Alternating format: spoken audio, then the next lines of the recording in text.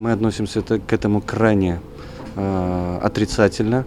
Расцениваем это исключительно как способ давления, в частности на Ахтема Чийгоза. Не понимаем вообще, какие основания были для того, чтобы подобным способом поступить. Я связался с адвокатом Ахтема Чийгоза, который четко дал понять, что никакого письменного постановления руководителя учреждения, то есть СИЗО, о том, за что Ахтем Чийгоз помещен в карцер и на какой срок, нет.